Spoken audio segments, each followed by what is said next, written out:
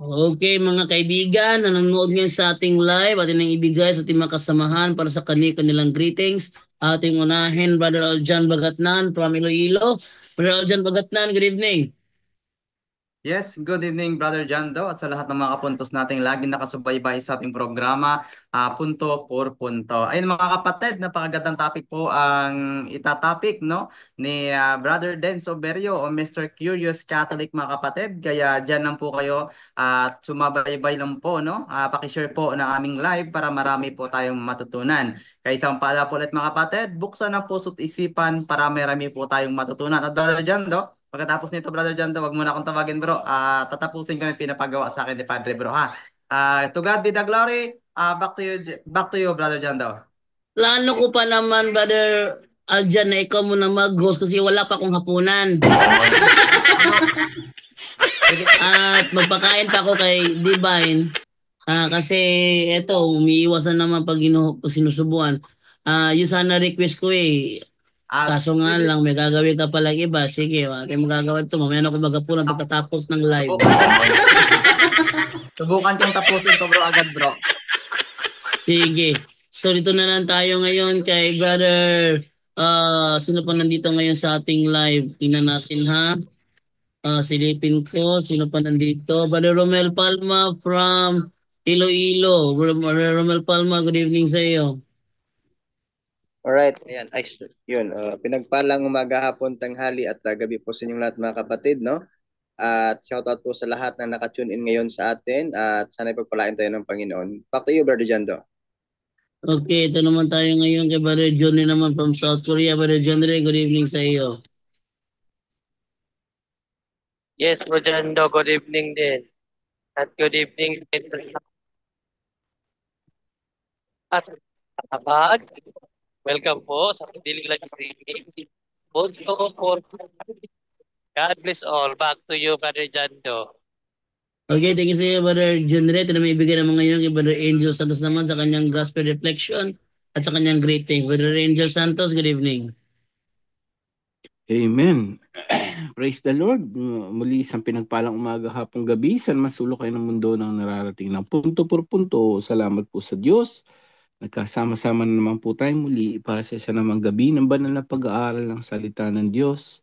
Para po ito sa ating kaligtasan na po. Muli paalala ng ating Panginoon Kristo sa 1:12:48 mismo sa bibig niya galing, no, sa huling araw ang salita kong hahatol sa inyo. So pagkamatay natin immediately, agad-agad po yan, hahatulan tayo. Paano tayo hahatulan? Sumunod ba tayo sa kanyang mga salita? No, kaya nga sa Revelation, pahayag chapter 1 verse 3, no, mapalad ang mga nakikinig, bumabasa at tumutupad sa mga hulang ito. So kailangan hindi lang po tayo nakikinig, kundi ito pa rin natin at sundin ang kalooban ng Diyos. Ang mga salita natin po ay Kristo sa mga apostol at ang turo ng simbahan. Nandun po yung mga turo, no? So, hindi lang po tayo Bible, kundi yung turo ng simbahan dahil ang simbahan na binigyan ng authority, no, to teach at para ipaliwanag ano ba talaga ang sinasabi ng banal na kasulatan. At sa ating ebanghelyo, may napakaganda, no, yung pagpasan ba ng krus, no? Ikaw ba gusto mo lang na happy go lucky? Ayaw mo, gusto mo ba ng krus o mas madalas ang tao ito'y iniiwasan? Bakit ako susunod sa Diyos? Napakahirap niyan. Di ba? Mas masarap itong maging happy-go-lucky lang, mag-business, magpayaman, magpakasarap sa buhay. Hindi po yan ang gusto ng Diyos, kapatid. Focus on God's will. So paalala lang po yan, doon tayo hahatulan. Tayo pa ay pinasan ba natin ang cross dito sa lupa sa pagsunod sa Kanya? Ngayon dumako na po tayo dito, no? Ito po ay kadugtong ng kahapon. Ang ebanghelyo ngayong araw ng Biyernes, ito po ay kay San Marcos, chapter 8, verse 34, diretso po hanggang 9, verse 1.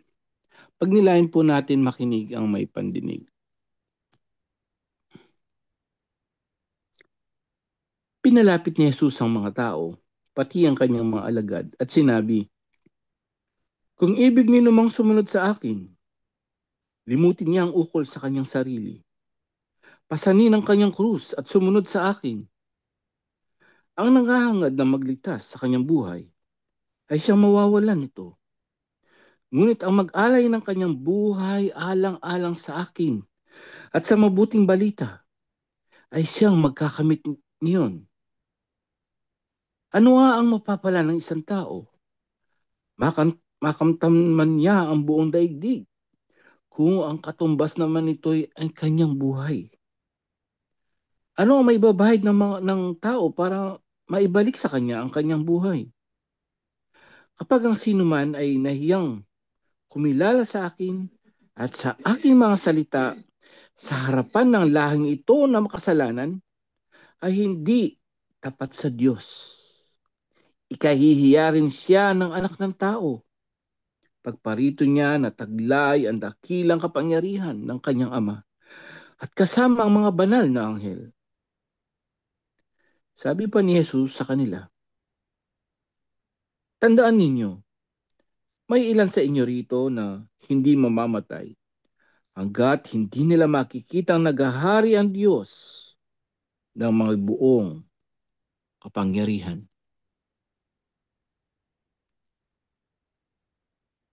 Mga kapatid, ito po mabuting balita ng ating Panginoon. Pinupuri ka namin, Panginoong Hesukristo. Konti pagninilay lamang po, may isang kwento, no? Sabi nung may isang mag-asawa, no, na isang yung asawang babae no, paggising niya, medyo kinapakapa yung asawa yung lalaki at nawala yata sa tabi niya, no? Si Mister nawala. So ngayon, hinanap niya ngayon hanggang doon sa kapitbahay. So may nakakita doon sa kapitbahay mismo, katabing bahay. Sabi niya, ay nakita ko si Mister niyo po, nandun nagsimba. So tuwan-tuwa si Mrs. Tuwan-tuwa si Mrs. Nagsimba pala siya. So pagluluto ko siya na masarap. No? Para pagdating niya, matutuwa yun. Ngayon, ang ginawa ni Mrs. nagluto at siyempre 1 hour lang yun, dumating agad si Mister. Pagdating ni Mister, inanap niya yung asawa niya dahil medyo malayong kusina. No? Inanap niya sa kwarto, wala. Nung makita niya, nung pumakita na ni Mister, si Mrs. nandun doon sa kusina, nagluluto, biglang nilapitan ni Mister. Paglapit ni Mister po sa Mrs., alam niyo po anong ginawa niya? Niyakap niya yon at binuhat niya. Ayun sabi, nagulat si Mrs., anong nangyari sa'yo? May pabuhat-buhat ka pa. May payakap-yakap ka pa. Ano sabi ni Mister? Kasi simba ko lang.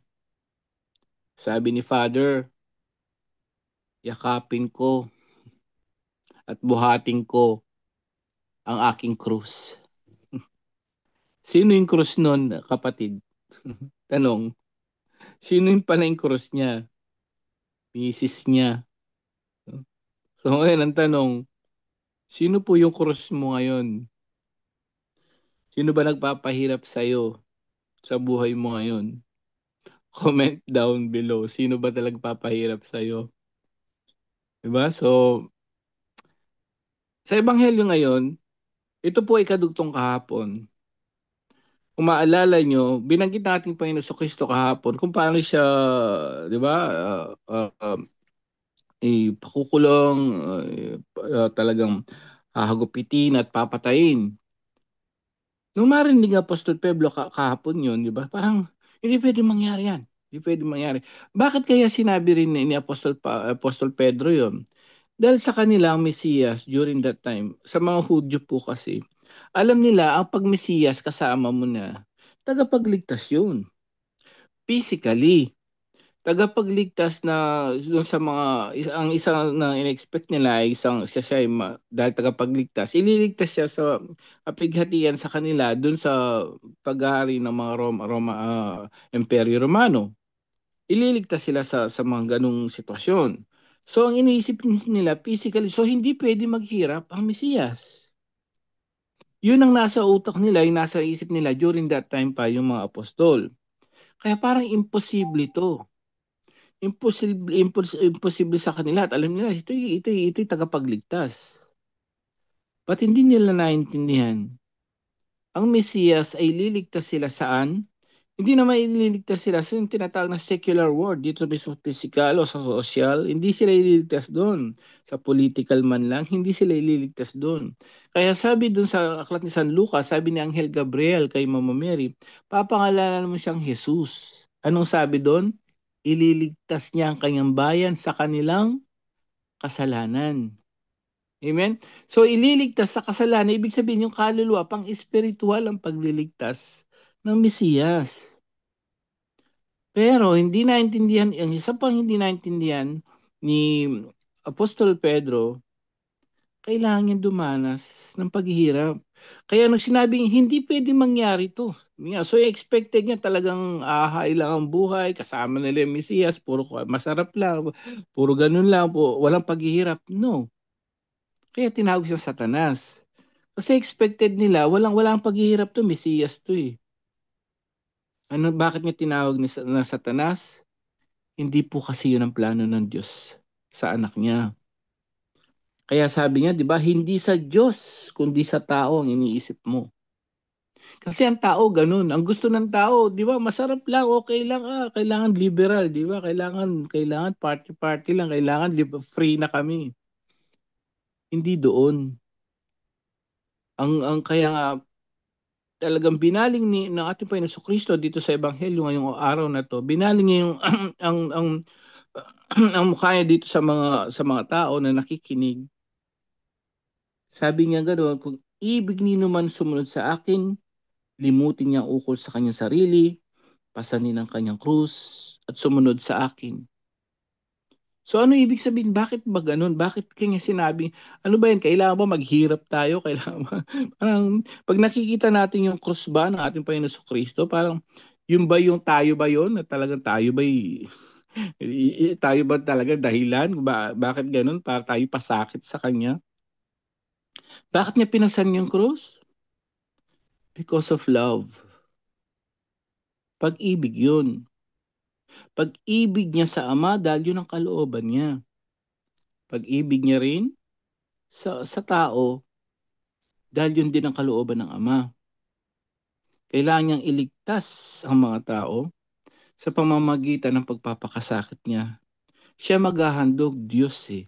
Kailangan siya maghahandog. Hindi pwedeng basta-basta maghandog ng mga hayop. Walang ano yun, katuturan yun. Kailangan mang isang tao na especially yung ang Diyos niya, bababa talaga rito para sa katubusan ng lahat. Yun ay pag-ibig.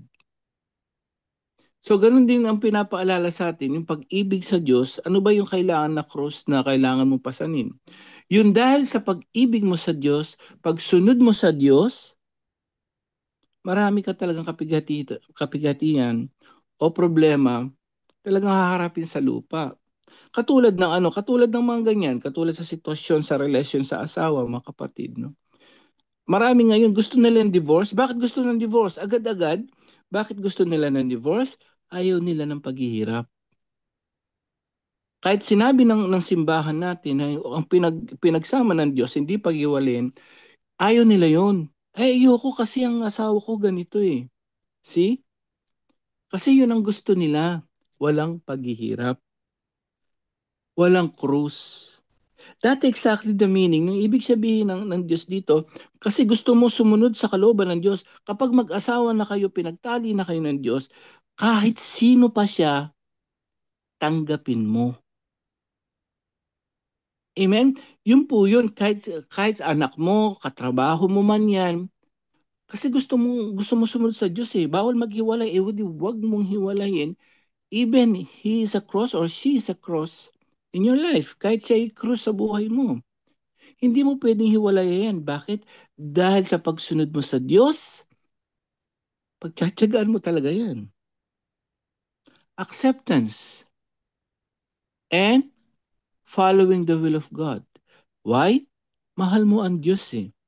Napakarami yan. Even sa trabaho natin. Ay, hirap na hirap ako sa trabaho ko. So, ang gagawin ng iba, hirap na hirap. Konti na sweldo ko. Anong gagawin ng iba? Para makonsuelo sila, anong pakialam nila sa pagsunod sa Diyos? Gagawa sila ng pandaraya, pagnanakaw, kasinungalingan.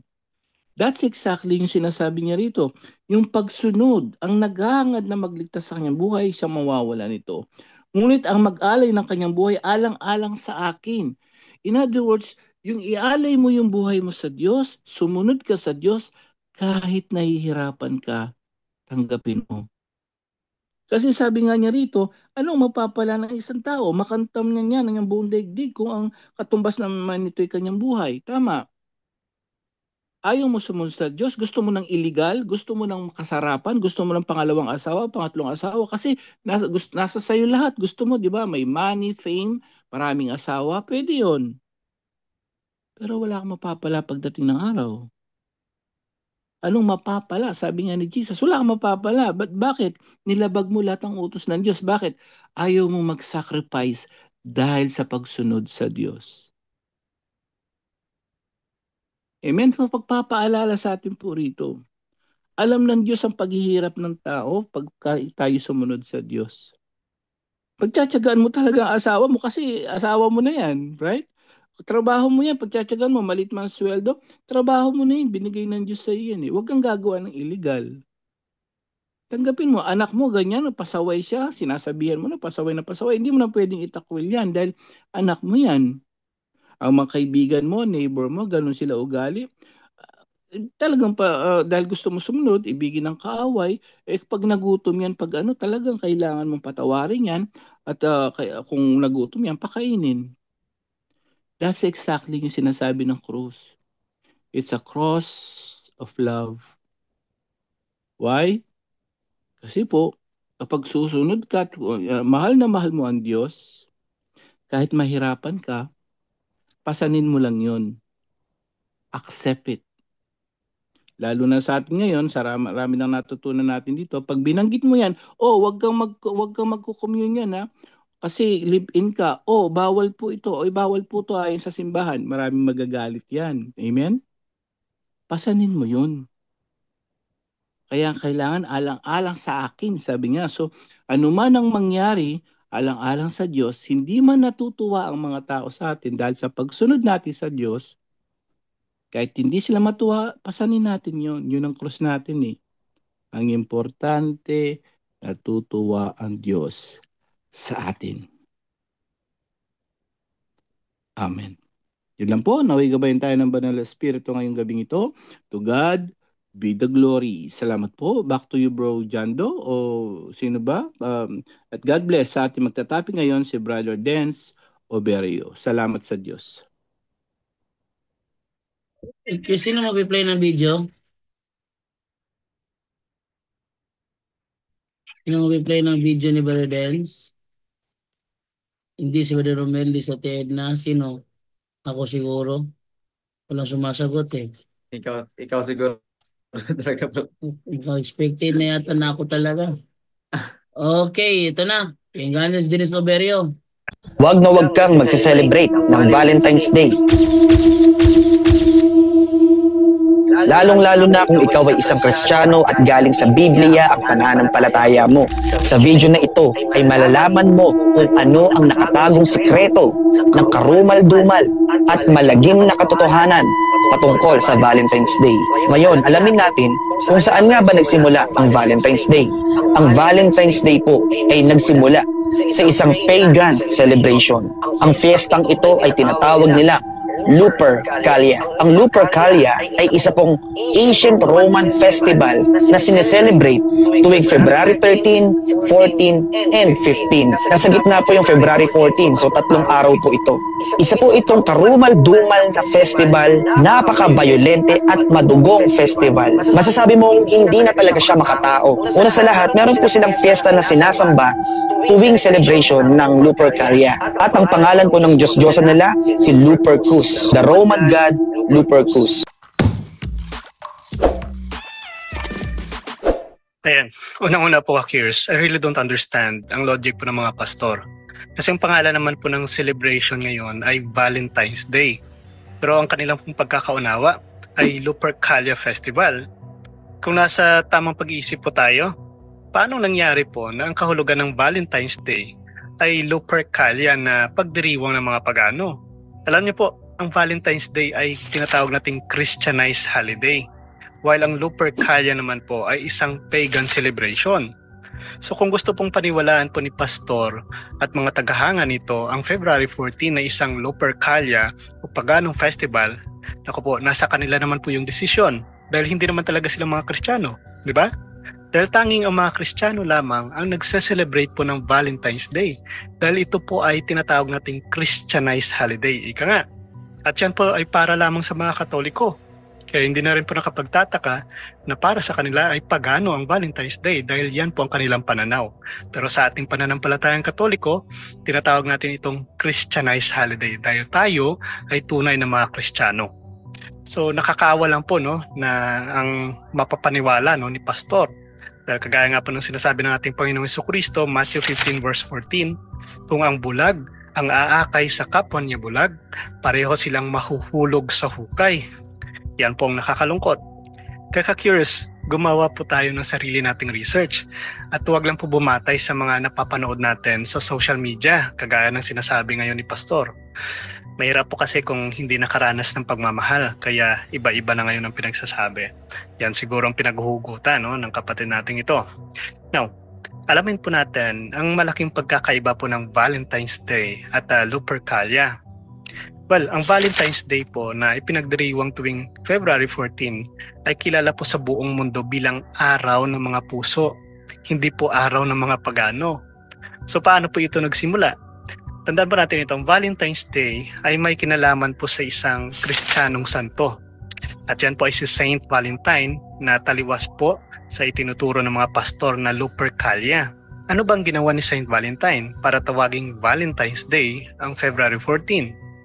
Na ito po ka-curious, ayon po kasi sa history, hindi po sa story ni Pastor, si Saint Valentine po ay isang pari sa Roma noong mga panahon pa ni Emperor Claudius II. Nang magpapatuloy po ang mga labanan, pinagbawal po ni Emperador ang pagpapakasal ng mga sundalo upang hindi po sila madistract sa mga laban. At alam naman natin mga ka-curious na hindi po sinasang-ayunan ng simbahan ang live-in o pagsasama na hindi kasal. Kaya ano pong ginawa ni Saint Valentine? Bilang pare, nagpatuloy po siya sa pagpapakasal sa mga magkasintahan ng lihim. Ngunit nang matuklasan po ito ni Claudius, naku po, ipinatapon si Saint Valentine at siya ay pinatay. Now, bakit nga ba February 14 ang Valentine's Day o araw po ng paggunita sa kay Saint Valentine? Dahil pong araw ng kanyang pagkamatay ay naganap po February 14, 269 AD. Kaya nga ito po ang naging pitsa ng kanyang kapistahan. Kaya naman po ang araw na ito ay naging simbolo pagmamahal na nagbumula sa sacrifices at selfless action. Hindi lang po sa pagitan ng mga magkasintahan, kundi pati na rin po sa pag-ibig ng Diyos sa atin. So kung nasa matinong pag-iisip po tayo, paano mo kaya masasabi na ang Valentine's Day ay Lupercalia kung sa buong kasaysayan nito, hindi naman po nabanggit na ginagawa ang mga ritual ng mga paganong selebrasyon na ito? Diba? So para lubos po nating maunawaan mga ka-gears, ano ba ang Lupercalia? At anong pinagkaiba nito? Ito po ay isang sinaunang paganong festival na ipinagdiriwang tuwing February 14 ng mga Romano. At layunin po nito ay magbigay daw ng proteksyon laban sa mga sakit, sa mga masasamang espiritu, at magsimula ng fertility rites. Kung kaya, may mga ritual po tulad ng pag-alay ng dugo ng hayop at isang kakaibang bahagi po ng seremonya ay ang pagpapalitan ng pangalan sa mga kababaihan at lalaki sa pamamagitan po ng isang pagkakataon na magtatda ng mag-partner para sa buong taon. So kung titingnan po natin ka-curious, may malaki itong pagkakaiba sa layunin at mensahe po ng Valentine's Day na mas nakatuon po sa pagpapakita ng wagas na pagmamahal. Diba? So, dyan pa lang po siguro ay alam na ang malaking pagkakaiba. Ewan ko lang po sa kapatid nating si Pastor kung naiintindihan niya pa ito. Now, ano nga ba ang pagkakaiba sa pagitan po ng Valentine's Day at Lupercalia? Ano ba ito? Ako po, malaking pagkakaiba dahil alam naman po natin na ang Valentine's Day ay pagkamatay ng santo, pag-ibig sa kabila ng pagsubok. Samantala pong Lupercalia naman ay parang isang pagdiriwang na may kasamang hayop at mga blood sacrifice. So kung ang Valentine's Day po ay tungkol sa pagpapahayag ng true love, ang Lupercalia naman po ay may ibang layunin at hindi po talaga love ang tema. Diba? Kaya bakit po hindi maaaring i-compare o sabihing iisa lamang ang Valentine's Day at ang Lupercalia? Dahil unang-una po, no, ayon po sa mga scholars at theologians, ang Valentine's Day po ay isang Christianized holiday. Again, isang paraan ng pagpapahayag po ng moralidad at spiritual love. So hindi po ito isang pagan ritual, kundi isang pag-alaala sa katapangan at sakripisyo po ni Saint Valentine. So bawat simbolo po rito, mula po sa mga puso hanggang sa mga rosas, ay talagang may connection po sa mga Kristiyanong turo at hindi po sa paganong paniniwala. Yan po ang dapat nating tandaan. While in tinatawag po natin na Lupercalia naman, ito po ay isang paganong festival na may mga ritual na makikita natin bilang talagang malupit po, no? At hindi po nauugnay, no, sa ating paniniwalang Kristiyano. Kung kaya ang mga ginagawa po nilang mga hayop na isinisakripisyo, pati na rin po ang nagpapakita ng sexual undertone sa isa pong direktang kabaliktaran po, no, sa ating paniniwalang Kristiyano. At pagdating po sa pagmamahal na tapat at wagas ay hindi na po makikita sa festival na ito. So ulitin po natin, kung gusto pong paniwalaan ni Pastor ang February 14 na isang Lupercalia o paganong festival, nasa kanya naman po yun. Dahil hindi naman talaga sila mga Kristiyano. Tanging ang mga Kristiyano lamang po ang nagse-celebrate ng Valentine's Day dahil ito po ay Christianized holiday. Maliwanag po yan. So ito po ka-curious, no? Maging mas malalim po tayo sa ating pagtukoy, no, ng ating kaalaman patungkol po dito. Paano nga ba nakikita ng Biblia ang love sa pagdiriwang po ng Valentine's Day? Ano nga ba ang saysay ng Valentine's Day sa ating pananampalatayang Kristiyano? Well, ang sagot po dito ay makikita po talaga sa aral ng Biblia at sa turo po ng simbahan. So, let's dive deeper po dito. Una, ang Biblia po ay puno ng mga turo hinggil po sa wagas na pagmamahal. So, hindi lang po ito tungkol sa magkasintahan, kundi tungkol sa pagpapakita ng pag-ibig sa kapwa, sa Diyos at sa ating sarili. Ito po ang pinakamahalagang verse na nauugnay po sa pag-ibig. Ang sinasabi po ni San Pablo sa 1 Corinthians chapter 13 verse 4 to 7 na sinasabi niya po dito, ang pag-ibig ay matiisin, ang pag-ibig ay mabait. Hindi ito nananabik ng hindi maganda, hindi ito nagmamapuri at hindi nagmamagaling, hindi ito mahilig sa masama, kundi naggagalak sa katotohanan. You see? Dito po ka-curious, makikita natin ang tunay na pag-ibig na hindi po naisa ng isang material o makamudong bagay, kundi ang magbigay at mag-alay ng sarili ayon po sa turo ng Kristyanismo. Ang simbahan po, no, ang simbahang Katolika ay nagsasabi na ang tunay po na pag-ibig ay isa pong sacrificial love. Isang pagmamahal po na nagmula sa Diyos at ipinapakita po sa ating kapwa. Ang tunay po na pag-ibig ay hindi makikita sa mga kasuotan o sa mga material na bagay na ating ibinibigay po sa Valentine's Day. Dahil ang pagkakaiba po ng Valentine's Day at Lupercalia ay makikita po sa kung paano ang simbahan ay pinapahalagahan ang walang kapantay na pagmamahal na nanggaling sa ating Panginoong Jesucristo. Kung kaya ang bawat pagbibigay po natin, bawat sakripisyo, ang bawat kilos ay nagsisilbi pong reflection ng pag-ibig ng Diyos. Kaya ka-curious, wala po tayong magagawa sa mga pag-unawa ng mga kapatid natin na pastor at sa mga tagasunod nito. Dahil hindi po natin kontrolado kung sa papaanong paraan sila umuunawa ng mga talata sa Biblia. Ngunit ipagdasal na lang po natin na sana'y makamit at makarating sa kanilang katotohanan. So let's pray po para sa mga kapatid natin ito sa pamamagitan po ng ating minamahal na santo na si Saint Valentine. So sabayan niyo po ako sa ating dasal. In the name of the Father, of the Son, of the Holy Spirit. Amen. O glorious advocate and protector, Saint Valentine, look with pity upon our wants, hear our prayers, relieve by your intercession the miseries under which we labor, and obtain for us the divine blessing that we may be found worthy to join in praising the Almighty for all eternity. Through the merits of our Lord Jesus Christ. Amen. God bless po sa ating lahat.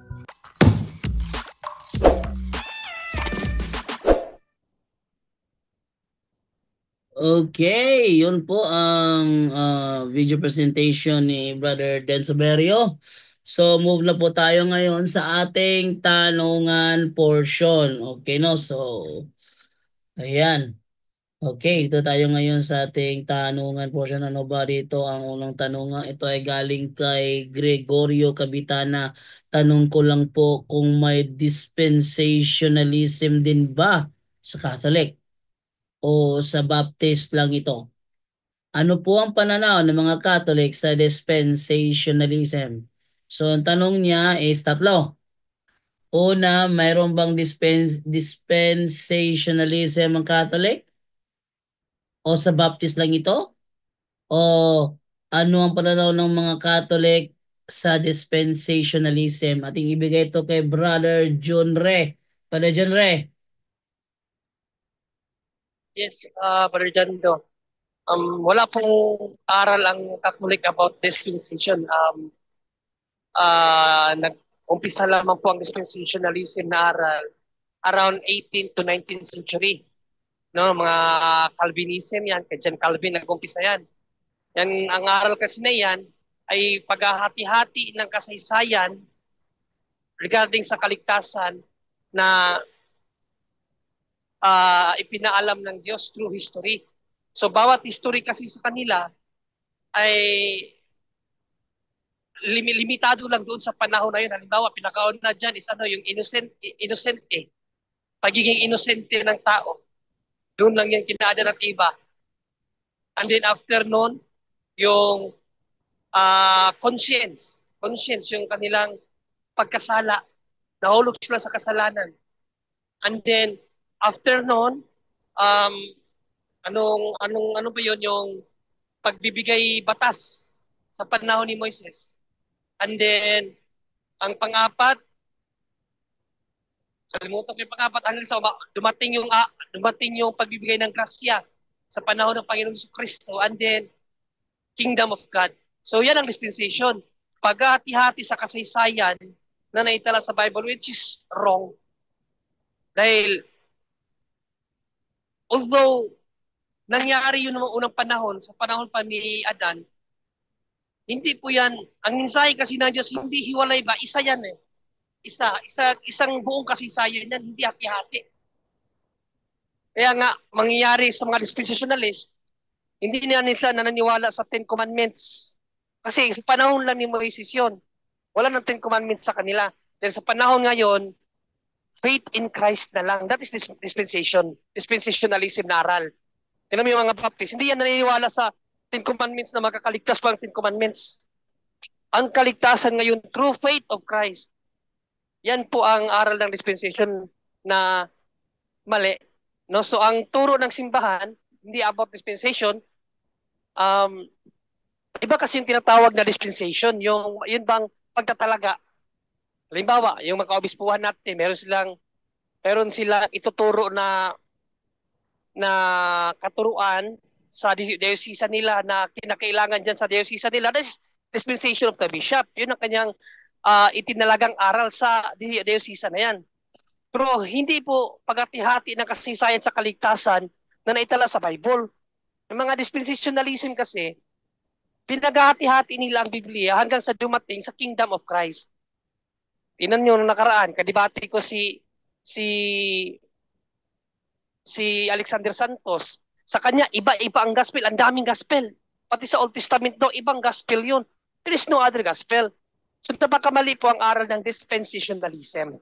According kay Paul, basahin nga natin ulit, Brother Jando, sa Good News Translation natin basahin, bro. Yung Galatia 1:7, Brother Jando. Okay, i-on ko muna yung Bible ko rito kasi hindi ko pa pala na-on. Okay, wait lang ha. Loading pa eh.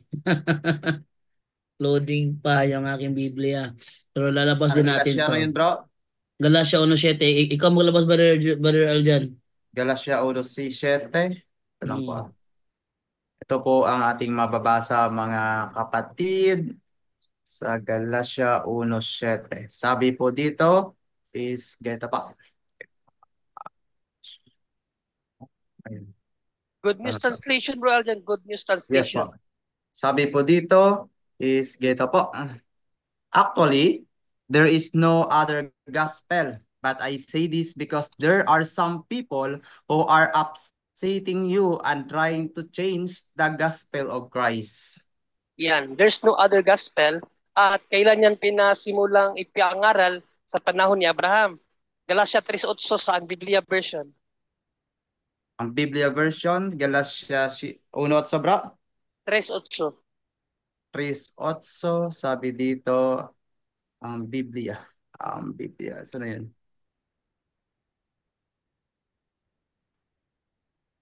Ang Biblia. Meron ka na dyan bro? Wala akong Biblia na downloaded bro. Sorry. So wag na lang Yung ADB. Ano yan? EDB. Galatia 1? 3:8. Galatia 3:8. Ito sinasabi. Ay, ano naman to? Iba lumabas. Big ship. Ayan. Ito sabi, at sapagkat ipinakita na ng kasulatan na ariing ganap ng Diyos sa mga hintil sa pamamagitan ng pananampalataya ay ipinangaral na nung una ang ebanghelyo kay Abraham na sinasabi sa iyo ay pagpapalain ng lahat ng mga bansa. So, ipinangaral una ang ebanghelyo kay Abraham, hindi po iba ang ebanghelyo na ibinigay kay Abraham. Magkaiba po ang paliwanag na iyan. Ang ebanghelyo, pinaunang ipaalam kay Abraham. So, wala pong ibang gospel, sabi ni St. Paul. Kaya nga mali ang dispensationalism, mga kapatid. Again, ang dispensationalism, sa ikakaalam ng lahat, no, paghahati-hati ng kasaysayan sa kaligtasan at grasya na ibinigay ng Diyos sa tao. At yung paghati-hati na yon, hindi na mangyayari, halimbawa yung pinakauna, innocent, sina Abraham, sina Adan at Eva. So yung panahon niya kay Eva at Adan, hindi yun applicable sa sumunod na settings ng panahon, yung pagkahulog nila sa kasalanan. So ibang dispensation na naman yun. Kaya nati-hati ba? Hindi ba isa itong kasaysayan na although may changes, hindi yun nangangahulugan na hindi na applicable yung panahon na hindi pa nagkasala si Adan sa panahon na nagkasala si Adan. So yan po ang dispensationalism, paghati-hati at hindi na pwedeng mangyari yung nangyari na. Katulad ka ng sinabi ko, yung 10 Commandments sa mga Calvinista, kahit sa Baptist, ito sila Real Fuentes, hindi na sila naniniwala sa 10 Commandments kasi hindi niya na yan nakakapagligtas. Pero may 10% pa rin sila, Brother Jando. Ay, at about pala sa kung ano ang turo ng simbahan. Sa turo kasi ng simbahan, ang theology ng simbahan is covenant of the law. No, yung bang tipan ng Diyos, nakikipagtipan ang Diyos sa tao, una kay Abraham, ibinigay kay Moises, at ang huli sa ating Panginoong Jesucristo. Yan po ang covenant of the law. Yan po ang teaching ng simbahan. How God communicate to His people through His covenant. Ilan pa rin dyan dati sagot? Yun. Wala na sila. Ano lang tanggapin nating commandments, pero yung tithes andun pa rin. Nahuli talaga, nahuli. Okay, ito mo nang ibigay mo na ngayon kay Vicente Mihiliano. Naka-raise hand siya. Brother Vicente, good evening.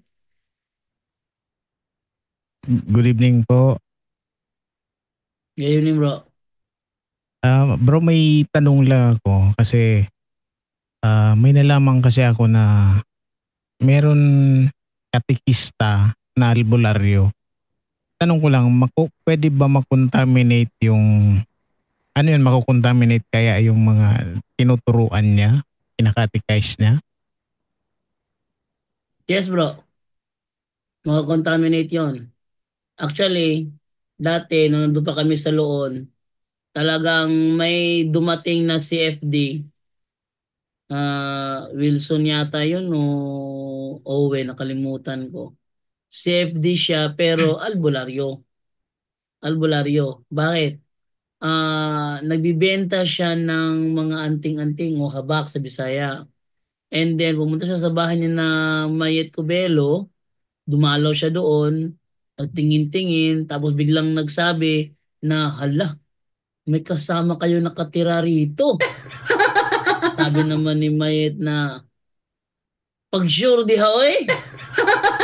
Baga, kung ano basta gawin yung pag sure di ha, oy, siguraduhin mo yan, ha? Sabi niya, oo, nararamdaman ko. Nasa loob siya ng bahay ngayon. Sabi naman ni Mayet, huwag mo kulukuhin. May exercise oil ako dyan, tsaka exercise water, oh. Ano nangyari? Hindi niya makumbinsi si Mayet, lumabas. May pa sa kapitbahay. Eh, yung kapitbahay naman naloko. Binentahan niya ng kanyang habak, 3,500. Ayun, kumita siya.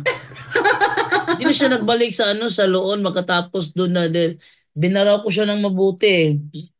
Hindi tama, Catholic faith defender 'yon, pero albularyo. So, na yung kapitbahay ni na Mayet na contaminate dahil sa kanyang pagtuturo.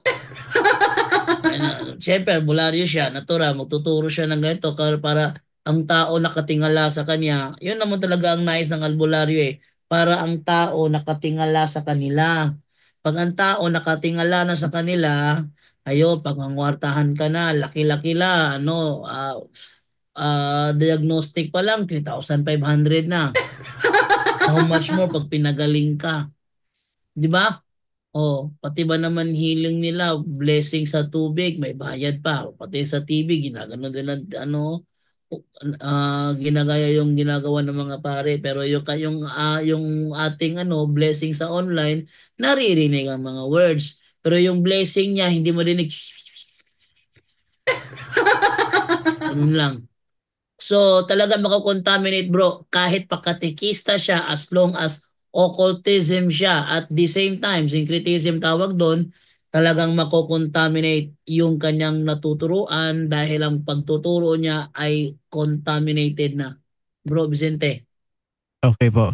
Bali ang nagkwento kasi niyan sa akin, isa ring katekista na yung asawa niya nagkasakit na sabi na engkanto daw.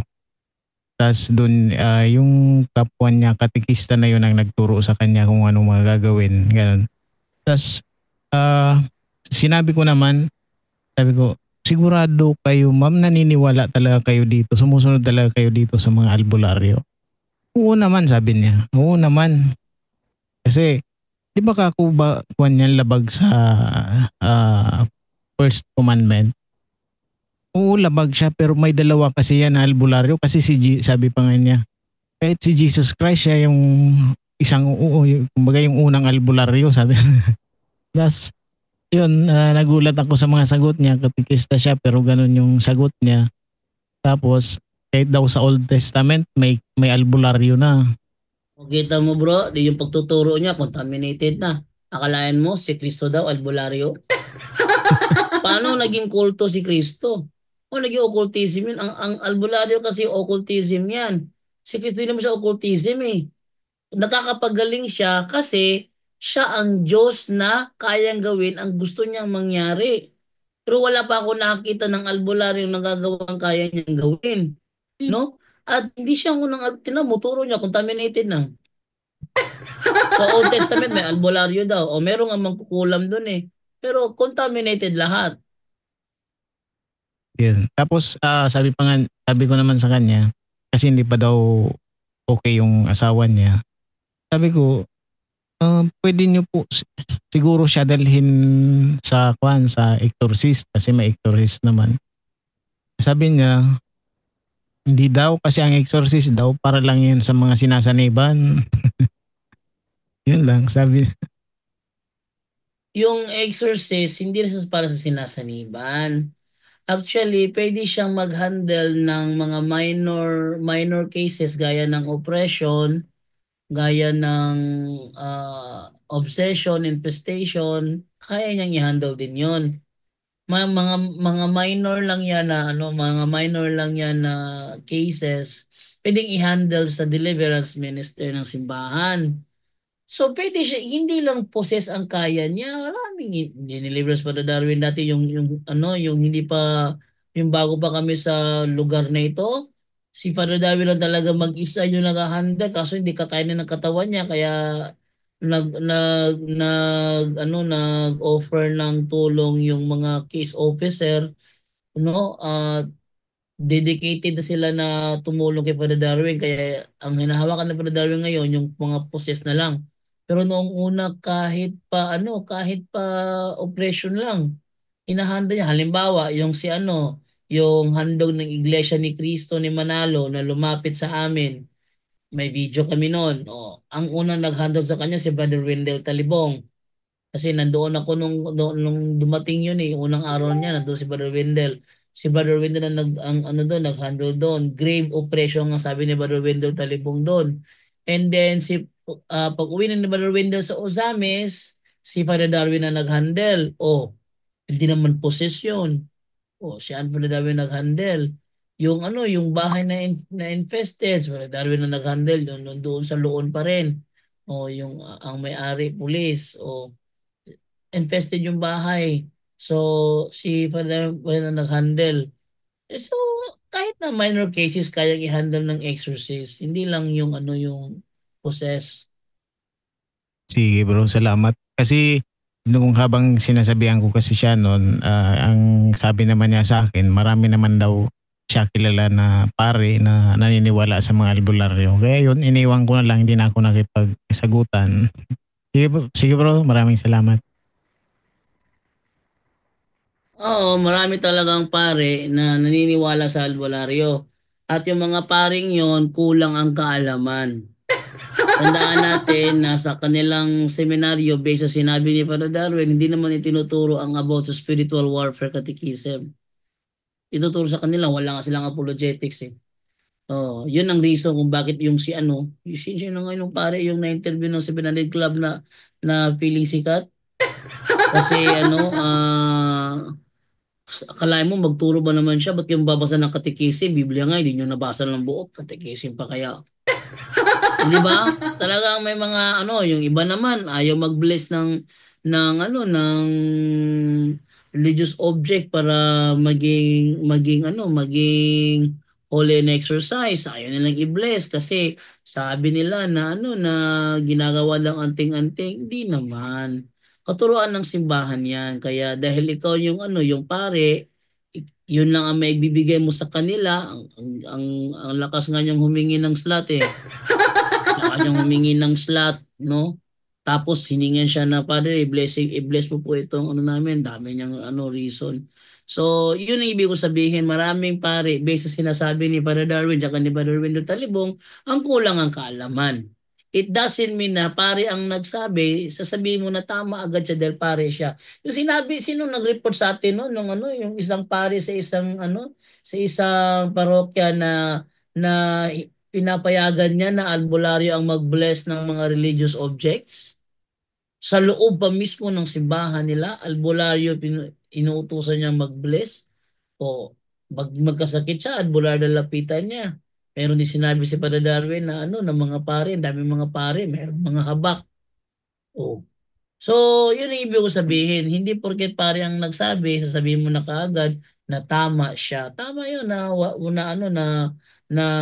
marami pare ang sumasang-ayon sa albularyo pero hindi kasi ang opisyal na katuruan ng Simbahang Katoliko. Ang sabi sa opisyal na katuruan ng Simbahang Katoliko sa ating Catechism of the Catholic Church, paragraph 2116, all types of divination are to be rejected. All types. Di naman sinabing some types. Yung sabi doon, all types of divination are to be rejected. And whether you like it or not, yung pag-aalbularyo ay isang uri ng divination. Sa madaling salita, tahasang sinasalungat ng Simbahang Katoliko ang mga albularyo. Nasa ating katekism yan, 2116. All types of divination are to be rejected. To be rejected. So, kung nausan ng salitang rejected, di yan ang sagot doon. Pinare-reject talaga yan. Sila, hindi nire-reject kasi di nila alam. Hindi porket pare ang nagsabi, sabihin mo na kagad na alam niya lahat. No, hindi totoo yun. No? Para ba sinabi ni dating historiano ba nung buhay pa siya, hindi porket abogado ka, alam mo na ang lahat. Kasi yung abogado, ilagay mo yun sa bakery, hindi alam yung paano gumawa ng tinapay. Parang ganun ba? No? Hindi porket pare siya, alam na niya lahat. No? Hindi naman tayo nawawalan ng galang sa mga pare, pero kailangan natin sabihin din na hindi lahat ng pare alam ang mga bagay na yan.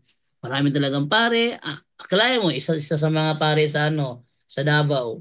Sabi naman niya, ilang taon na ako nabubuhay sa mundo, wala pa ako na-encounter ng mga demonic harassment. Ganun? Wala ka pang na-encounter ng demonic harassment? Diyan sa lugar niyo, wala bang albularyo? Puntahan mo nga, wala bang pasyente? Puntahan mo nga, wala bang kliyente yung mga albularyo diyan sa lugar niyo sa Davao? Kung meron ba o wala? Kasi kung meron, demonic harassment talaga yun. Kalayan mo, barang, hindi demonic harassment yan. Kulam, hindi demonic. Gayuma, ang tawag mo doon.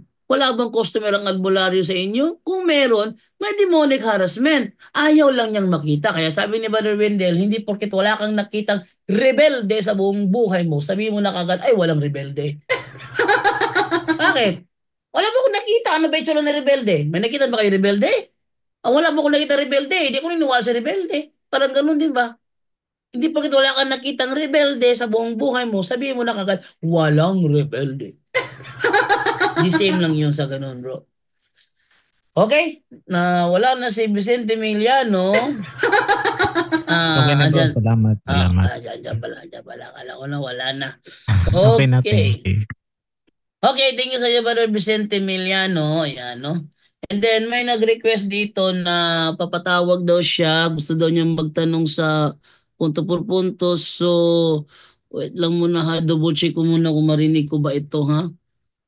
Play muna ako dito baka makarinig ako ng audio. It means, mapasok yung audio. Wait lang. Bro, habang Ito. chinecheck mo bro, may isang tanong dito bro. Kung okay lang po. Sige, go ahead bro, go ahead. Okay, dito po sa ating Facebook page, sabi po dito mula po kay Jet sa PBI. Bro, unsay explanation nimo sa pahitungod sa Noah's Ark nga walo raman sila nabilin nga tao. Ang akong pangutana, giunsa pagdaghang mga tao. Bro, GD. Ay, simple. Tama, 8 lang silang naligtas sa tubig. Pero tandaan nyo, ang mga nandoon sa barko, si Abraham, asawa niya, mga anak niya, at yung mga asawa ng mga anak niya. Di ba? Si Abraham, ano yun, si Noah, yung asawa niya, yung mga anak niya, at yung mga syota o asawa ng mga anak niya. Natural. Yung mga anak niya na may asawa, kagawa ng bago yon. Natural, dadami ulit. No? Dadami ulit. Ito pa. Yung bahagi na nilunod nung baha, hindi naman yung sa buong mundo eh. Sa ilang bahagi lang yon yung nangyaring the Great Flood. Di naman sa buong mundo talaga yun nangyari, ano. Malaking lugar lang talaga yung tinamaan ng the Great Flood, pero hindi sa buong mundo. Halimbawa, siguro kalahati ng mundo tinamaan ng the Great Flood, pero hindi yung buong mundo. Ngayon, before nangyari yon, dumami rin yung mga tao pa rin. Bakit? Doon sa uh, alin ba nauna yung Gomora o yung the Great Flood? Mukha yata nauna yung Gomora doon ah. Ngayon, doon sa nangyari sa Gomora at sa Sodoma, hindi ba inilabas si Lot? Nilabas si Lot kasama yung dalawang anak niya. Yung dalawang anak niya, hindi nila alam na wala ng mga lalaki sa mundo. Marami mga sabi nag-react dito. Sinabi namin ito ni Brother Wendell. Akala nila wala nang lalaki sa buong mundo eh. Yung tatay nila kanilang nilasing. Doon sila nagkipagtalik para sila magkaroon ng anak. No? So isa yun sa mga paraan para dumami ang tao. So natural mo, dadami talaga ang tao dahil yung mga anak ni Abraham, yung mga dalang asawa yun. Oh. Darami talaga ang tao. Kung sakaling di na nakagawa si Noah, Abraham, si Noah at saka yung asawa niya sa katandaan nila, di natin masabi. Kasi kahit pa matanda siguro, iba kasi ang matanda noong unang panahon sa matanda natin ngayon. No? Sa matanda noong unang panahon, kaya pang gumawa eh. Sa matanda natin ngayon, iba ng usapan doon. Mula sa pagkain natin ngayon, mga preservatives, hirap na. O kamakailan lang na ano ko, nalaman ko si Ultimate Warrior, patay na pala. Kailan ko nalaman niya, 54 siya no, 2014 August 8, 2000 o April 8 ba yun? August 8 namatay si Ultimate Warrior. So at the age of 54. So hindi ko alam kung sa panahon na yon sa katandaan ni Noah at saka ng asawa niya kung may kakayahan pa silang gumawa ng bata at kung may kakayahan pa nga kasi iba nga yung matanda nung sa matanda natin ngayon Kung may kakayahan pa nga, isa pa sila sa nakatulong para dumami ang tao. So hindi lang yung mga anak niya ang nagsagawa, pati si Noah at yung asawa niya, kung may kakayanan pa si Noah pagkatapos ng The Great Flood. Okay na ba yan, brother, no? Yes, bro. Okay na po yan, bro. Thank you.